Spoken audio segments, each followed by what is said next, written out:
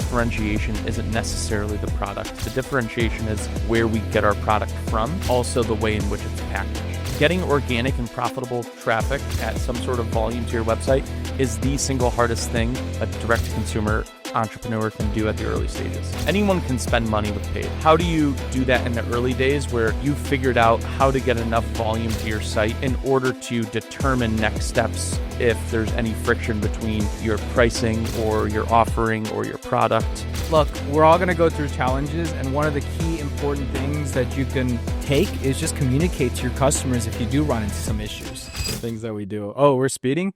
Oh, we're speeding. Oh, let's go. Here we go. All right. So what do you tell? So those aren't capris. They're not capris. They're pants? That's his white, his fancy's clothes. I thought we talked about this already. I just assumed that capri, like, are a European thing. Where, like, I went to Italy back in 2018, 2017. And they were wearing tight clothes? Dude, so many capris. They like to keep their ankles cool. So many capris in Italy. On the Amalfi Coast.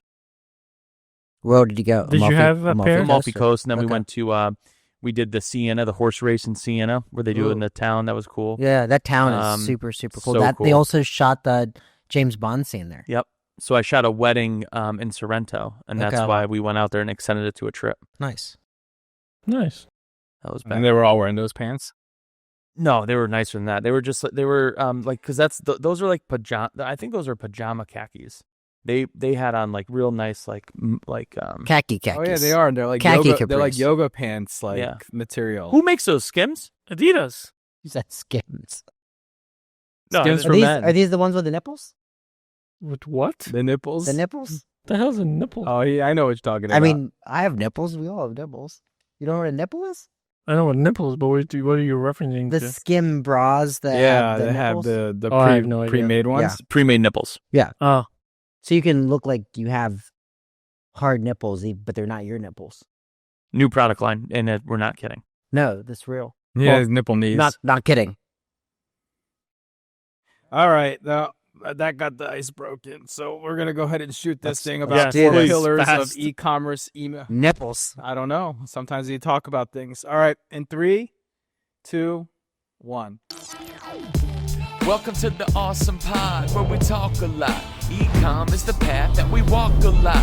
From 4 point of views when we're talking shop. Amir from the agency and Jimmy from SAS. John has an Android, but give him a pass, cause he's an operator building brands like a carpenter. And that's Brian, he is the marketer. Like I said, this the Awesome Pod, where we talk a lot. eCom is the path that we walk a lot. From 4 point of views when we're talking shop. What is up, everyone? Welcome back to the Awesome Pod, a show about perspective from the eyes of an agency, SaaS operator, and a marketer focused on the D2C, e-commerce, and retail space. All right, let's start off with some quick introductions. Real quick. All right. John Roman, Android-loving survival king. You ready to shoot this pod? Let's do it. All let's right. do it. Amir, you good? I'm good. Okay, that's all you get. Real good. And then Brian McDonald, with warm ankles over here. with warm ankles over here. How you doing? You even got your socks with your Crocs on. Yeah, they call that a sock croc. Did you have the socks with the Crocs before? I sure did have Okay. socks. He with I've likes been to keep socking his and ankles crocking. warm. Yeah. When I was crocking, I didn't have the socks You on. weren't socking. I wasn't Sometimes socking you got and to sock crocking. and croc. Yeah. A good warm ankle is healthy. Yeah. All right. And my name is Jimmy Kim. I'm the moderator here. And I am excited here today to we're talking about the 4 pillars of successful e-commerce business. But before we get into that, Can we talk about Gary V? yes, He's going to be somewhere. I know. At Commerce this Roundtable. event called Commerce Roundtable. Yeah. San I was Diego getting on the to that. water. September. Oh, he's man. getting to that. I was getting to that. I know. He plugged it himself. September Wow. 22nd.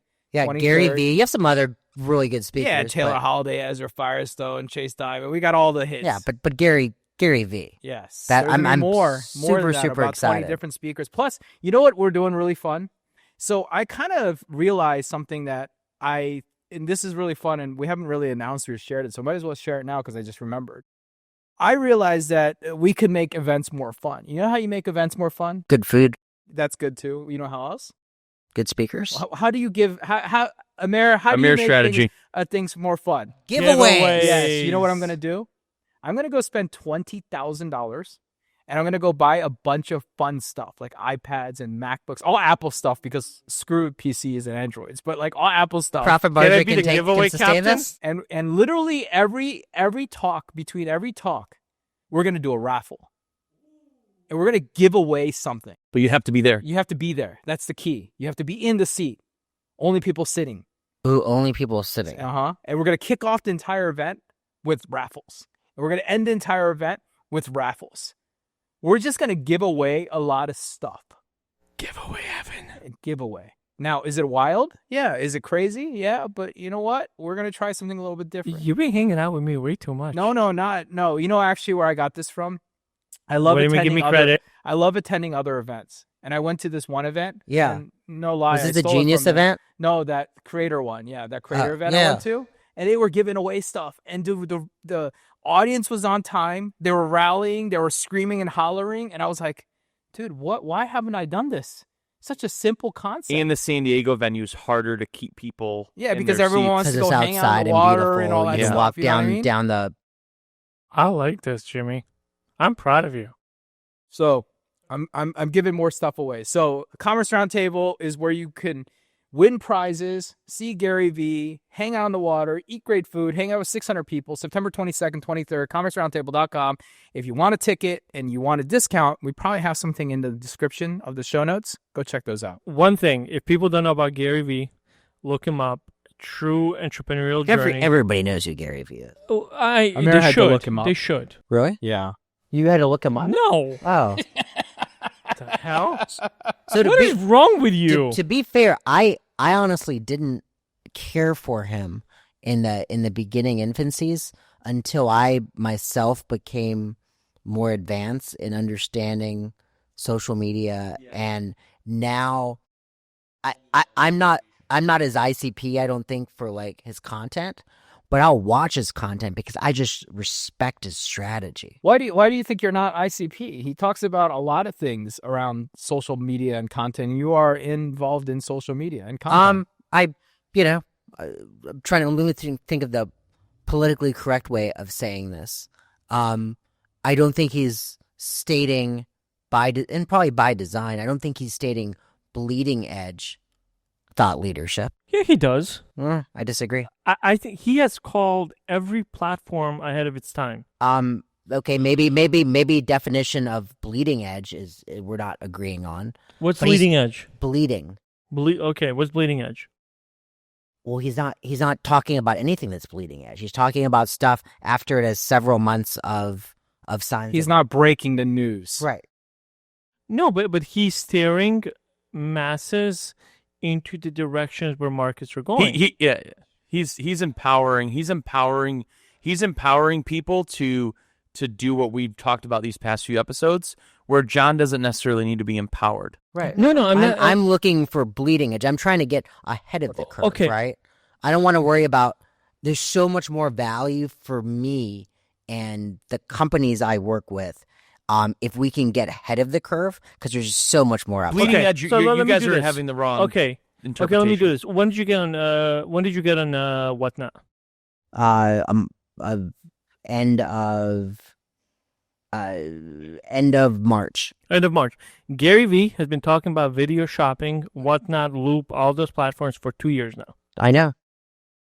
So how is he not bleeding edge if he said you need to get on Whatnot 2 years ago? Okay, so two part. One, you going to bed? Or just waiting. All right, go ahead. So no, it's a great question, but the reality is it wasn't us not believing. We've known about live. So why didn't you do it? We are a small company. We don't have the resources. People were putting in extra hours to do that now. We were following TikTok Shop before that. We're following battle games. It's a resource thing. But that's what all he's been talking about. So the things that you're doing, you're saying, hey, this is going to be important. You, as a small brand or an entrepreneur, you should start to think about these things. We've known about him. Like he's not reinventing. He's not saying anything like super obvious here. He's stating what trends are. You're misunderstanding the 3 bleeding years edge ago, comment. video shopping was a trend 3 years ago. He said this is the next thing. Bleeding shopping's been around for like a decade. Are you kidding me? You're wrong. Video shopping? Yeah. Video shop are you As serious? whatnot? Yes. China's had this thing for a decade, dude. No, I understand that. America's been talking about video shopping for a decade now. But it has not worked in a very long time. Timing is important for everything. You know what? You can go Beep. Wow. You gave up that quickly? No, we were literally taking this segment here and we're not moving on because you're trying to argue something that you're wrong about. I'm not wrong about it. Okay, so am I saying that live shopping I think we're late to the game right now. Maybe still on time. Okay, before that he was talking about TikTok Shop, right? He was talking about TikTok Shop in 2021 and 2022. No, you just said with whatnot you're on time, right? I think we're either on time or late. Okay, but potentially on time. So how is that 10 years ago then? You're 10 years later. You're proving my point for me. Hey, Ryan, I love that you're recording this, by the way, from a different angle. Okay. Let's we're move on. gonna beat this dead horse. Are we ready to talk? No, we're gonna beat this dead horse here until Amir apologizes. Did I hurt your feeling? No, I know. I think you're being ignorant right now. I'm being ignorant. I have not even name called you. I'm getting name called here. Yeah, because you're being an. I am trying to explain. I know you my can't hear, perspective. but will you let me speak? I am allowing you to speak. Okay. You've been calling me names. So, Use the mic. okay, all I'm saying. Listen to this. Let's just take this little piece, and then you're going to analyze this and understand this. He is not stating anything bleeding edge. That's all I said. He's talking about trends, and he doesn't start talking about the trend until it has at least 6 months of success behind it. Then he starts talking about it. I don't agree with that. I think he talks about it much earlier than that. Oh, well, we can agree to disagree. Brian, do you think he talks about things bleeding edge or after they're trending? As they're starting to trend, I think. Okay. So you're saying that even less than 6 months, or you're saying 6 months probably. Yeah, probably. Okay. Jimmy, thoughts? I think that he talks about a lot of things in very generic format that is not really quite bleeding edge, but he is early in a lot of the decisions. Okay. He's not bleeding edge, but I mean, All I said was that he was not bleeding edge. bleeding edge would be And talking you're about arguing that he is. No, AI I in asked you what you 2016. consider bleeding edge. That's what I. You never asked me what I consider bleeding edge. Yeah, in the beginning, you said bleeding. I thought you said leading edge initially, and you said bleeding edge, and then you're saying we're looking at it differently. And I was like, okay, what do you consider Okay, so bleeding edge? bleeding edge, let's look. Bleeding edge would have been TikTok in early 2020. February, March, April. That would have been bleeding edge. Bleeding edge stopped for TikTok like mid 2021. Okay. I mean, I don't have a date when he spoke about TikTok particularly. TikTok came out in 2016 As musically. as Duan, actually. Oh, wow. And it's internationally Okay. expanded. Yeah, It then they became mo- yeah. TikTok in October of 2018. It was what? Musically in 18? Yeah. And then Only in the he US? was talking about musically. He Yeah. did talk about it in 2018, but he didn't hammer on it like he does now. Well, no, but to be fair to what you said, Jimmy, I think he generalizes things when he talks about him. And I understand why he does it because he doesn't know all the details about it, but he's telling companies like, hey, get on this because there's an opportunity here. He did that with Reddit, with TikTok, with all of these. Like when something's popular, what he's good at, and I applaud him for it, he says, hey, the market is going to spike here. The acquisition cost on Facebook, whoever, is going to be very expensive. Go look over here because you're going to get your ads for penny on the dollar compared to where everyone else is going. I'm saying, so let's use sports cards as an example. This is one you definitely know when Gary Vee started talking about it. He started talking about it halfway through its rise, right? So a lot of people got caught holding those bags. I don't know when he started to talk about it, so I can't. My two examples, you don't know when. Well, we no, started talking about it. I Okay. I'm just saying That's a great counter argument. Well, I don't know. No, I'm being fact honest. check that. Is there What a something great wrong? No, do you want to look it up? Yeah, let's look it up. Okay. Are we renaming this episode to This is Gary gonna V, be Bleeding Edge, or John and Amir just bitching at each other. or Yeah. Bleeding Edge, And me getting or name called. cutting. You're about to bleeding, get or name Bleeding Edge or slapped. Leading Edge. All right, I which one can't you hear. look up? Because That's why? what we're Which calling one are this you looking episode. up? Bleeding Edge or Leading Edge. I'll do One sports couldn't cards hear. if you do When he TikTok. said that, I almost peed. Oh, I thought you said leading. They're still checking on I'm here. just gonna do both. Are we going through it? Hey, when did Gary V talk about sports cards, and when did Gary V talk about TikTok Shop? Give me the months and dates, years. Mute that, Chloe. Please repeat. Amir was. Amir's not here. Put that up to the mic. Gary Vee started talking about sports cards heavily around early 2019, and he discussed TikTok Shop more prominently starting in mid-2023. Okay, so in that example, sports cards, that suggests early mid.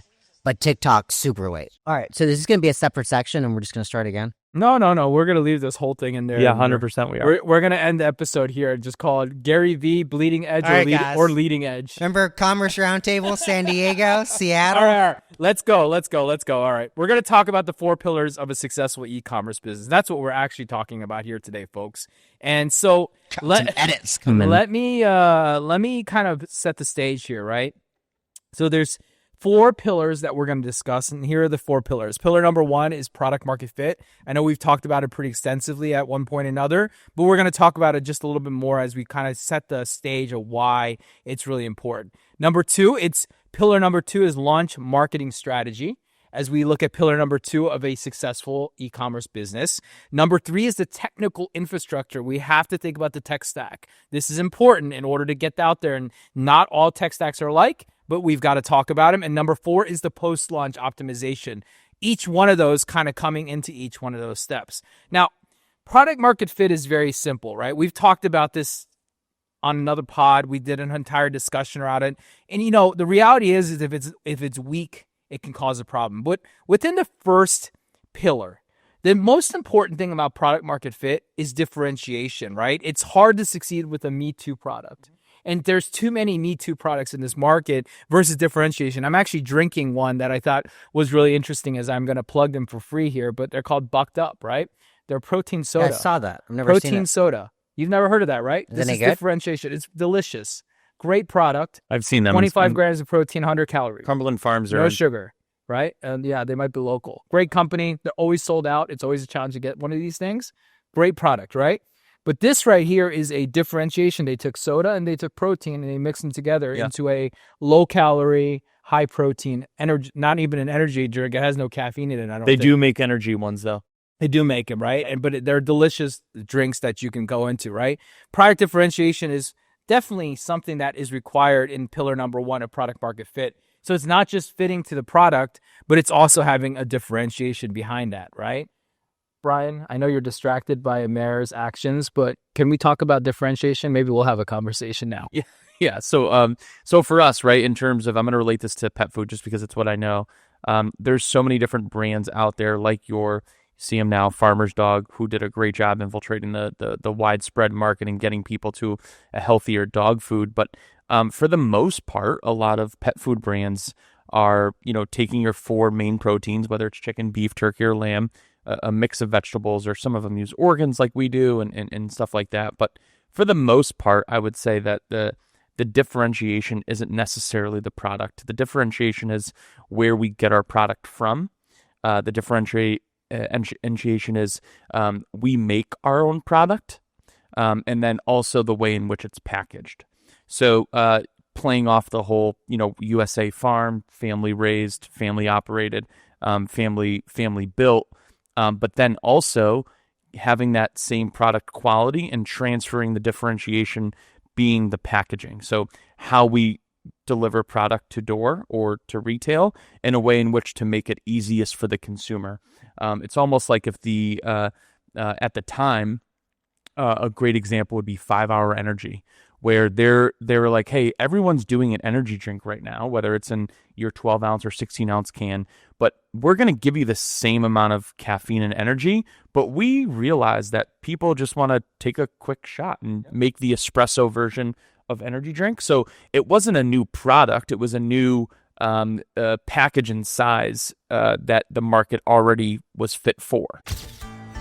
Set a fire to your past, but don't panic or fret. Live Recover is here, they'll take care of the rest. No bots up in here, just real humans with trust. Whatever you did in the past, leave it back in the dust. Make conversions are rising like your ROI. 6x your revenue, and that's not a lie. Sales team in your pocket, day and night. Bringing in-store vibes to your site, that's right. Your abandoned cart is missing the human touch. Live Recover adds real people to your texts. Live agents who chat with customers in real time, driving higher conversions and sales recovery. Setup just takes 10 minutes. Connect, chat, and convert. Just like that. Visit liverecover.com today and let them know Awesome sent you.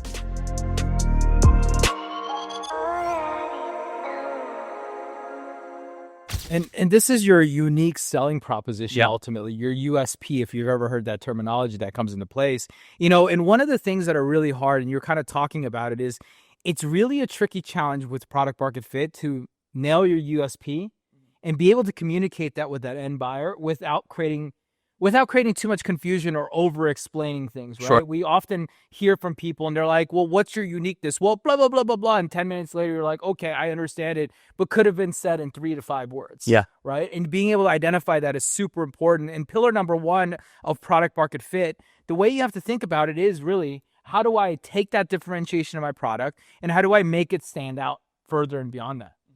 And you've kind of nailed some good examples. Do you guys have any other ideas or thought process? I know, Mayor, I know you want to talk about Gary Vee, so I'm going to go to John. So true. No, I mean, I don't think I have any additional value to add. Jesus. No, can I answer Yeah, for yeah, him? Brian, go ahead So, and let me answer for him. He knew that He's in my head free right now. BattleBox had this TAM already available with the outdoor and survival consumer, but no one was delivering it in a way to make it more convenient for them to prepare themselves for disaster or prepare themselves for the worst. No one delivered to their door in a curated way before. So their product market fit were taking products that were already a product market fit, and then the delivery mechanism and vehicle changed, and that was their differentiation. Yep. The And they curation. created Thank that. you. And then they had a That was wonderfully great put. influencer that was able to take and translate that into normal talk. Yeah. Essentially, right? Hey, man, Yeah. it's Kerr, 1776. That's right. Hey, That doesn't 1776. sound. That's not how he That was a sounds. declaration, right? Event events. Declaration of Independence. That was the declaration. All right. So That's when I think America was I don't want to beat a founded. dead horse here because I think we're very clear that it's very important to have product market fit. It's a very Can I important sit over here? to create away from you? differentiation. No, you sit there, you hold hands, and you differentiation, and then being able to take that USP and be able to share that. All right, let's go to pillar number 2 because that is the better, more fun one here. So, launch marketing strategy. Here's the deal with launch marketing strategy. It's your overall approach to creating the anticipation and getting that product to market when you're thinking about that pillar, right? And what I like to start off and kind of preface is, instead of taking this like really complex thought process, I always like to kind of lean back and say, when you go to a concert, right? When you go to a concert, what happens at a concert? Well, first you buy the tickets, right? So you're getting anticipations. You show up at the concert, you get into the venue, and then they usually have like an opener, right? An opener gets you hyped up, gets you excited, and then they get you to the launch stage where they have the artist, whoever that person is, come out and kind of talk to you or sing to you or whatever it is that they do. And then sometimes they even have an encore that comes into place, and then they try to tell you and pre-sell you into that next event where they have another city coming up or different things, and if you're a big fan, you're going to go into it. I feel like there's a lot to learn from that and translate that into business. The event strategy, basically what it took to get someone excited, motivated, right? And then get them to the next thing, right? And that's kind of the launch marketing strategy that you think about in e-commerce. So let's translate that into e-commerce, right? So you start preparing for your launch and you start getting people aware of it. That's your like pre-launch content, right? You're out there, you're training the market, you're educating the market.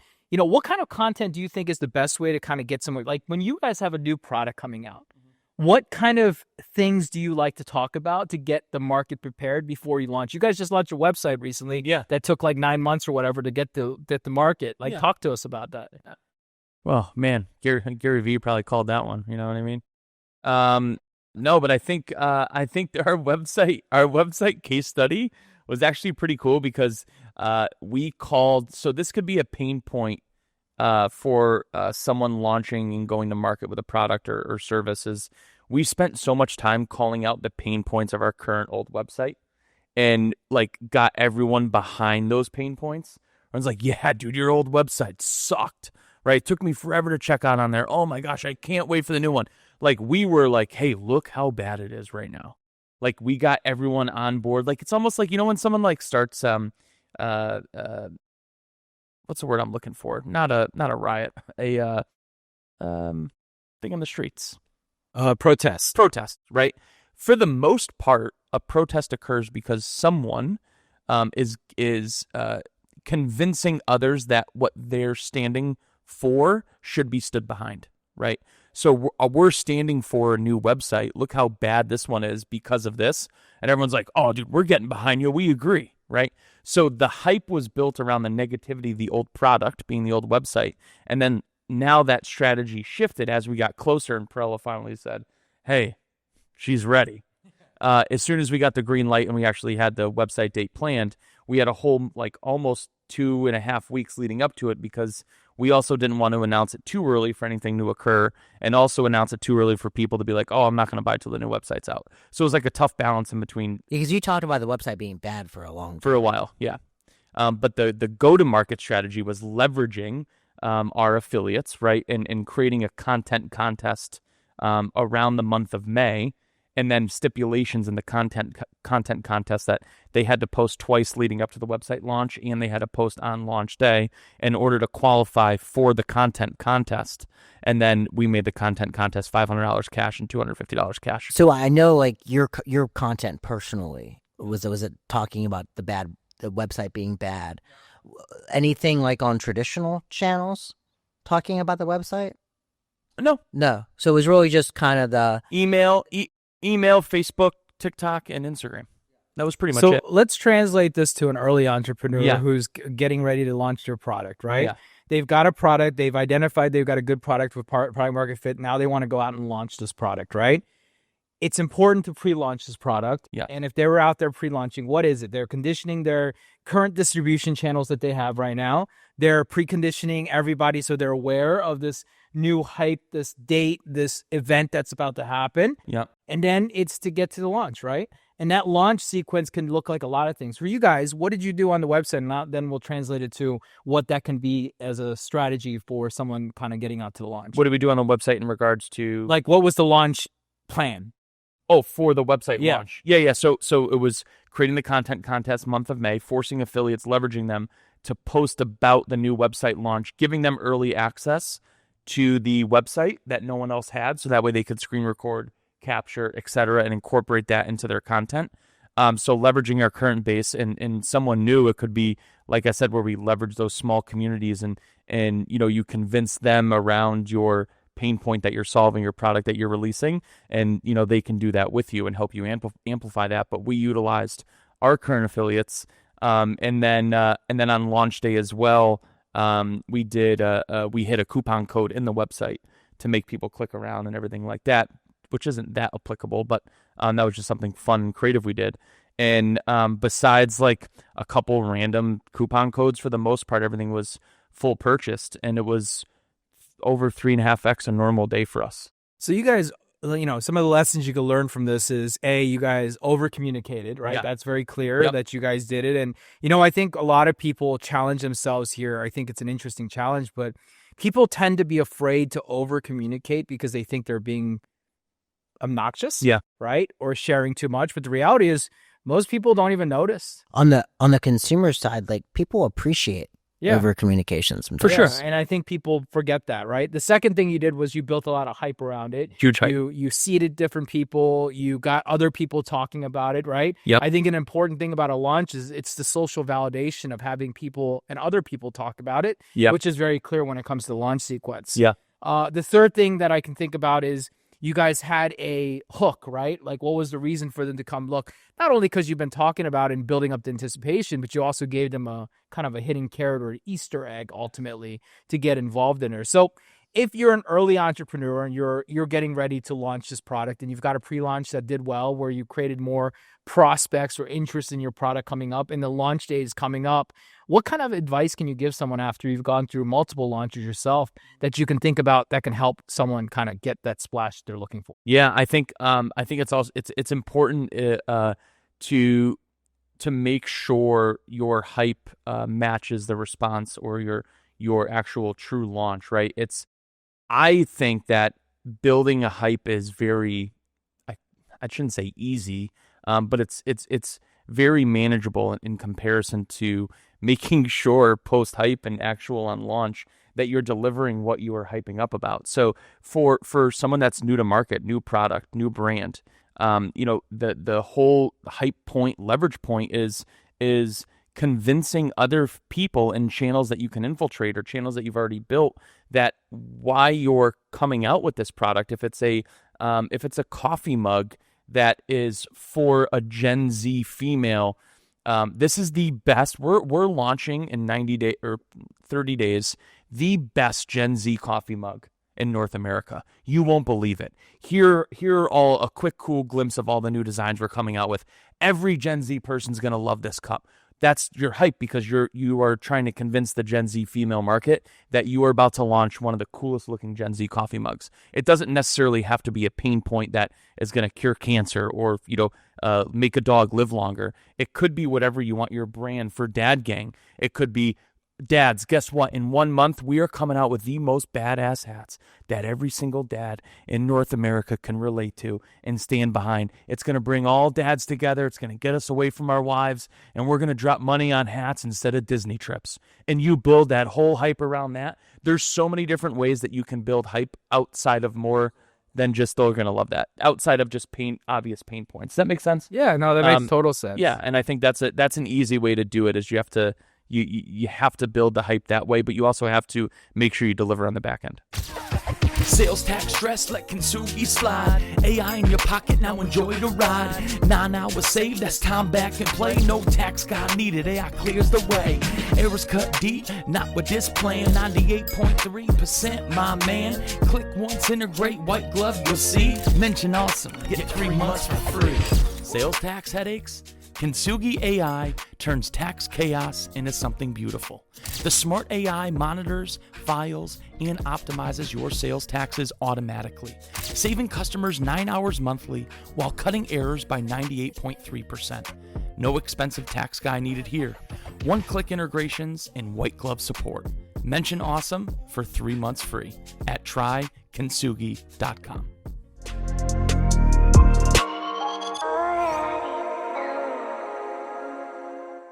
Amir V, we have a question around hype. Get it? I 'Cause know you spent you 18 love minutes on it. hype, and a lot of these companies that you're helping relaunch into the market. As you talk to the new entrepreneur, what are some great ways that you've seen that they can institute hype into their new website launch or their new product launch? I think what a lot of entrepreneurs, whether they're new or existing, actually, Brian is one of the very few that didn't do this, is they get scared. Like, what are the people going to think? How are they going to react to my product? What am I going to do? So yeah, it's natural. It is 100% natural. It's a human thing. And actually, Brian and the team, they really didn't have that, but they also gave us the flexibility not to rush a launch. So everything can be in order before we got there. But one of the steps that, to kind of, before I get to the answer that I suggest people do, they can always do a soft launch. What I do mean with a soft launch, if they're launching a new website, they can only give that website access to a specific number of people, or they can open Subscribers up only or whatever. I'm sorry? Subscribers only, maybe? Yeah. A soft You'd have launch to with yell. that? So loud. Yeah. You meant like a traffic, like a holdout? Is it or- leading edge Like or a bleeding traffic edge? hold on. It could be a gated page. It could be a lot of different things. Same thing with release of a product. They could do a Time out. So, wait, what do you have? Do you have an issue of bleeding or leading? Oh no, we're just joking because the argument you guys are having was I said bleeding edge. No, I said leading edge. I heard leading edge, and we're like, we just The can't. way Amir said it, though, when you were talking, whatever, Amir's like, oh, I thought you meant leading edge. I'm like, oh my God, he literally couldn't hear you. You guys are right next to each other. That's why it's funny. All right, back to your So what's the whole idea? The softball launch. What are we doing? So, short but pant launch. a lot of brands don't. I feel like a lot of brands you work with that you've done redone sites and new site launches, they're not building the hype. Like They're not. That's what I mean. Yeah. He's an exception. A lot of brands, what we'll do is we will do a soft launch. So they launch, you don't tell anyone, and then people kind of naturally find out that there's been a redesign, and then 2 weeks into it, let's say, then they get the megaphone out and start telling people about New it and bring site, yeah. traffic to the website. My biggest thing would be is with anyone that's new that's putting it out, nothing is going to go according to plan. You can put any plan together, you can do whatever. There's going to be bumps in the road. The thing is, like, you just got to press on and keep going with it. Mine is, God forbid, like, their product getting destroyed or not having products to fulfill and things like that. Those are whole different things. But once you have the product, you've created it, you have a marketing plan, there's going to be bumps in the road, but all you have to do is keep pushing, and get through it. That's like my biggest thing, because I think fear holds people back. And I'm grateful actually for Brian and the team not having that fear. Actually, they kind of put a little bit of fear in me, because when they started to blast everything out, I was like, holy crap, this is new. Pressure on the agency. Normally it's the reverse. that's part of your plan the whole time. Part of Brian my has plan. confidence like a bull when it comes to this stuff, and if you didn't, then he would have turned that hype right on you guys. So it's probably a good thing that you guys got it out. All right. No, I like that. That's a good thing. So what any other pieces to add to that when you're thinking about advice outside of a soft launch? I mean, I think the other thing too you can do, this is like two ways. If you don't have a following yet, or you're a net new brand, open up the doors early to select people. Whether you get the following by collecting emails, followers on social media, reach out to people and say, hey, we're having a launch in a month. I would love to get feedback as part of a pre-launch to see how you guys feel. To just bring yourself a little bit of comfort and see what people and it probably makes them feel pretty special. Yeah, 100%. So after Target Sports, when I actually helped open up Pro Armory, before we even launched the website, our hype and everything was a tailored landing page where we were collecting SMS and email. And essentially what we use content as a leverage point to talk about our differentiation and to make people want to give us their information. So our biggest thing was, hey, no one in this space, which is wild, and that's where Black Rifle Coffee, because their products just, in my opinion, it's just okay. Like, their coffee's just decent.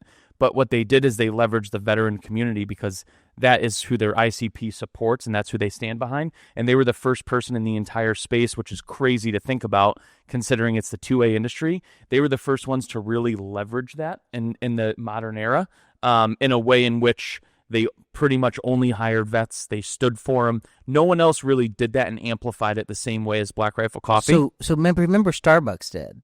Starbucks went through a stint where they focused on the 10,000 veteran hires.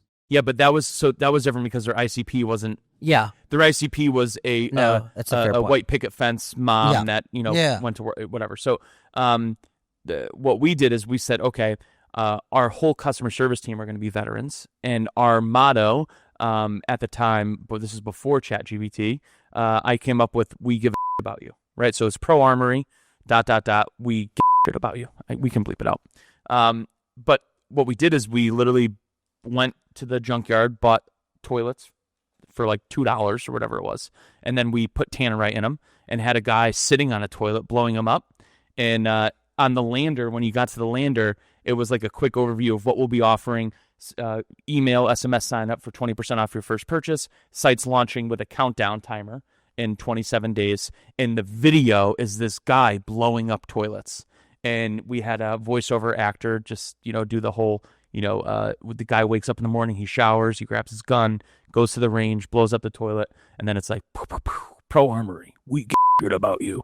And that was on the lander with what the site's going to be. Veterans, etc., sign up with your email. And that gave us some pre-launch validation as well, because we collected a ton of emails pre-launch. And that's a cool way to do it too if you are just looking for a hype and data collection lander. I don't think data collection is a bad thing. I think anything you can do to create interest, because the worst thing you could have is on a launch day to have nobody or crickets, right? And that's truthfully what happens That to happens most people. more times than not. Yeah, most people will launch and they're literally as crickets. And to Amer's point, it's probably because they're afraid to really hype up and embrace the things. I mean, the two things I took away from that was Brian just embraced his bad website, and instead of being scared and hiding behind it, he decided that he was going to run in front of it and actually make fun of it so that the community had the permission to go and do that, right? And that's a unique little angle. It's a calculated move. I mean, you could argue that the risk could sometimes, not in your situation per se, but in some situations that the risk Outweighs the reward. Yeah. Here's the thing, though, and I think this is a huge lesson for everyone that I think we missed in all of this. Brian and his team were able to build a multi-million-dollar e-commerce business with a terrible experience. Terrible. All across all Terrible yeah. experience. Was it truly Only terrible? million? Was Yeah. that bad? It was pretty bad. It wasn't. Horrible. It wasn't so terrible that you couldn't do that. I mean, Yeah, there's but it other was bad. businesses on that platform. I was Yeah, still but, buying. but There I'm was But he saying wouldn't is- have bought if I wasn't there, if it was just a random pet I food wouldn't brand. have probably ended up in Raw if you weren't there. So But once you were there, yeah, once I you was would there, have continued. The checkout process took 4 to 6 minutes. yeah, it just took longer because nothing was My- pre-filled. yeah, And but it's- my point is he had all of these challenges in his way, and even with a bad website or however you want to label it, they still pressed on. Yeah. So when people launch stuff and they want this perfection, Well, that's bad. No, I it's think a John brought that up fair before point. too. Yeah. Just go. just go. yeah, just go. No, you're right. Well, You're- and I you're think right. The point there's I'm trying to something to make. be said about friction anyways. I don't think some friction's a bad thing. No, I think there's- friction is a good, healthy People argue mix. some friction is good. Yeah, you actually want to slow down people to make it not too easy to buy sometimes, because making them jump through hopes gets them more bought in. I always take Hunter Killer, back in its rise to, I think they were at its peak, they were doing 60-70 million in annual revenue.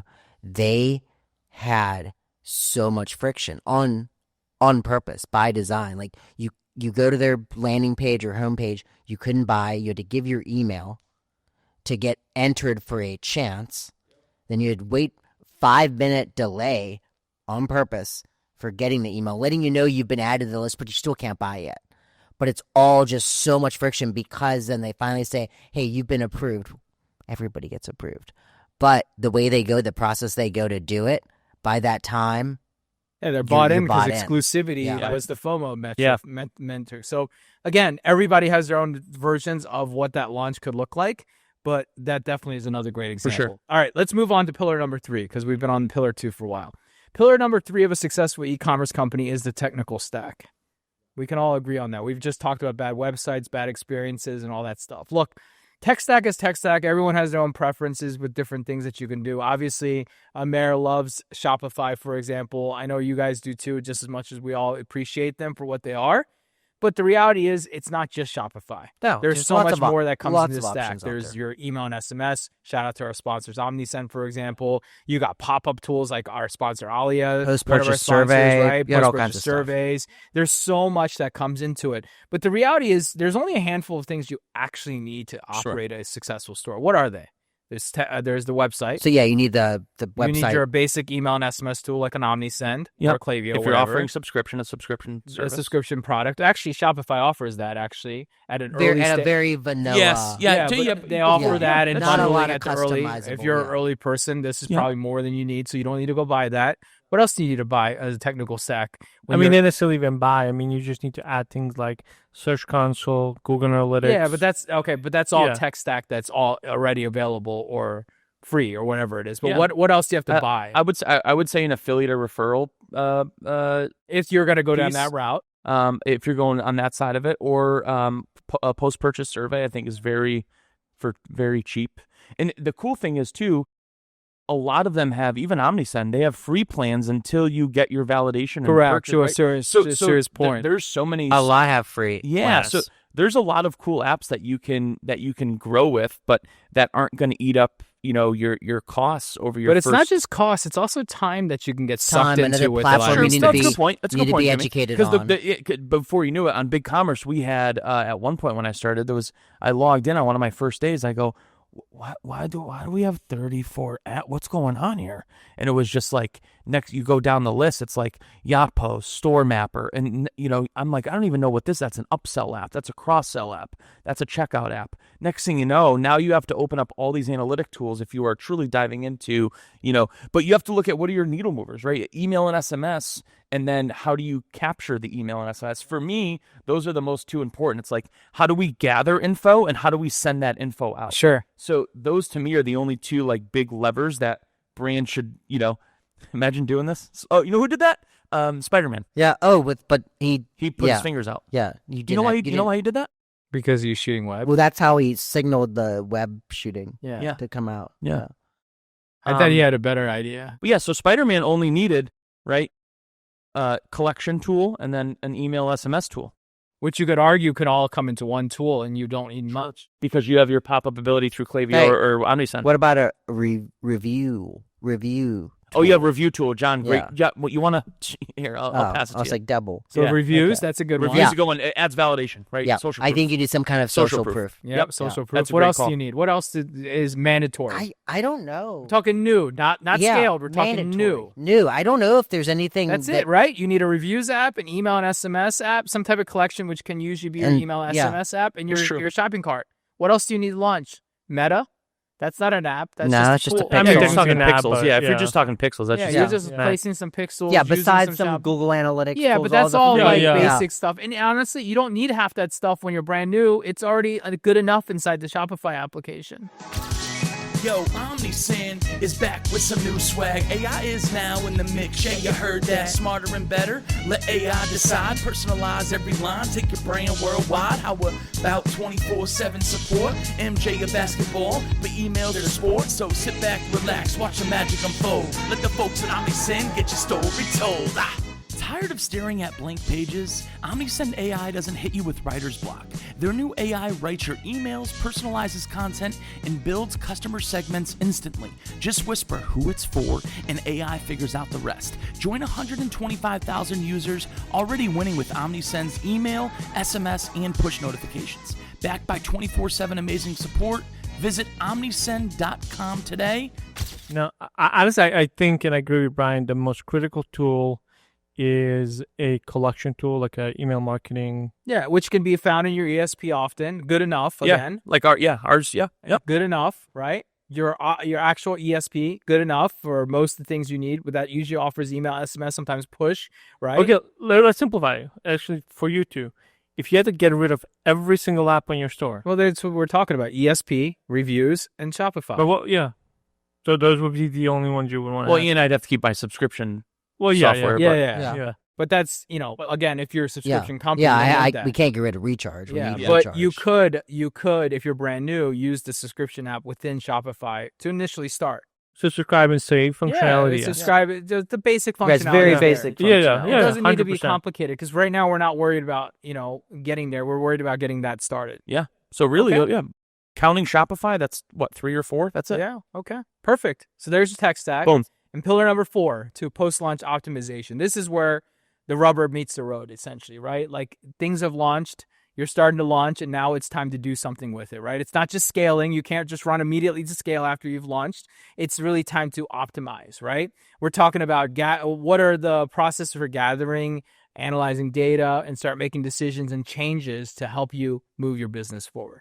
This is where I think Google Analytics and different things come into place, where you start adding different things, adding pixels and different things to watch closely. The question I ask right now is, what is that early metric that you're thinking about? You've just launched a business. Is it just sales? Is it conversion rate? What is it? Because a lot of this data is fresh, and none of the fresh data is going to give you any kind of trends. So a lot of times when you think about metrics and analytics, they're trend lines. And when you don't have any trends, what are you identifying? Who's got thoughts around this? I mean, I understand what you're saying, but oversimplifying it, getting traffic there, while it might not be enough, you're still going to see some sort of success in conversion rate and sales. So I think traffic and in turn sales. Yeah, because getting organic and profitable traffic at some sort of volume to your website is the single hardest thing a direct-to-consumer entrepreneur can do at the early stages, is getting that. Anyone can spend money with paid, right?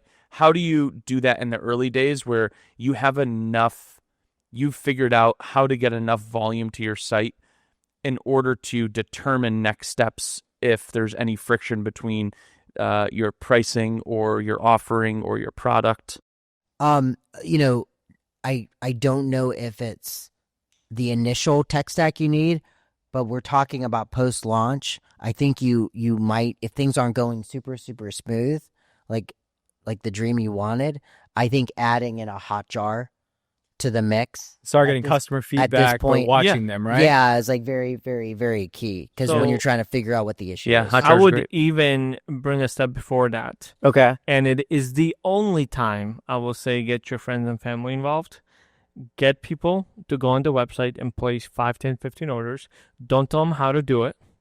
Just go on there and go through the process. With a Hotjar watching it? Hotjar watching it or whatever, because the last thing you want, where there's Google Analytics, Hotjar, you have this big launch, and let's say you have 500 sessions, 0 sales, and you're like, why is it not working? And then you find a bug that's preventing a checkout or collection. It's a good call. Yeah.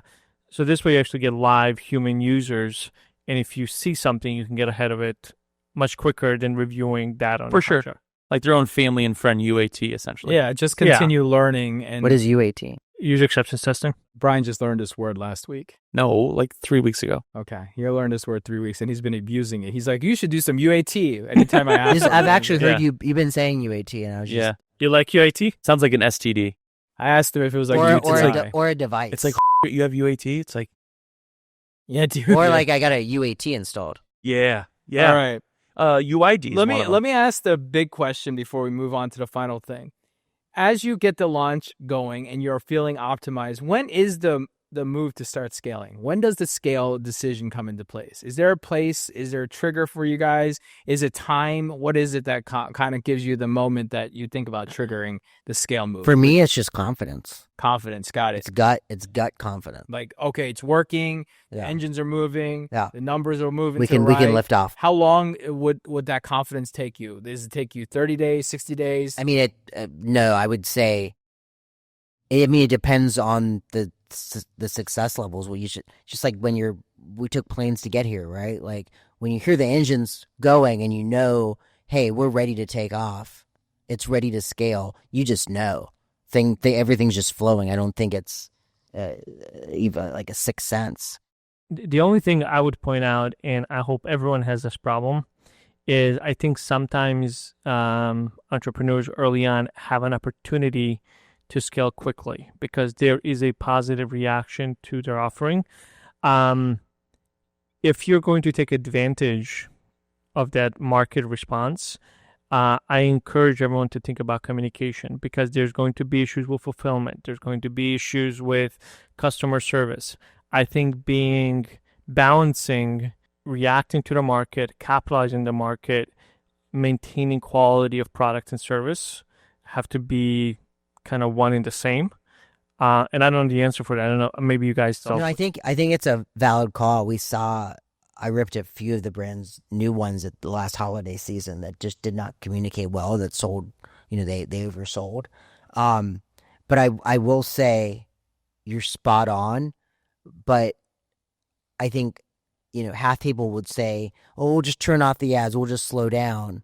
And I think that's a huge mistake. Yeah. I think when you start going and you see it and you want to take advantage of it and start scaling, you have to, and you don't turn it on, you go. But to your point, you will with certainty break things.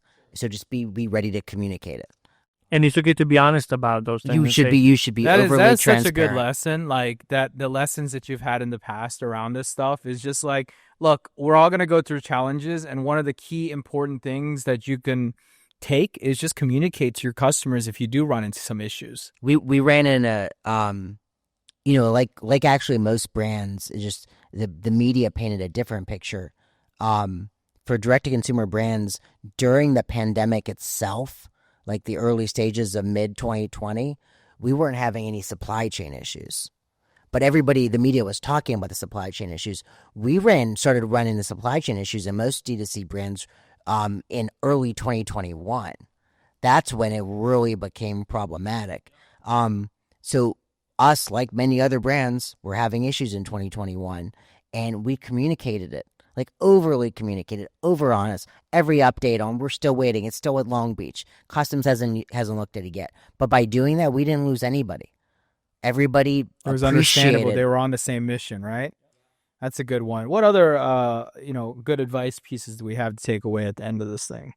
Yeah, for talking about for scaling and for getting ready to go, we made the decision obviously to not put any paid dollars behind because, Adam and I sat down one day and we're like, we're not ready to scale because we mapped out what does the business structure look like, especially for us being a manufacturer, if we had double the amount of eCom orders.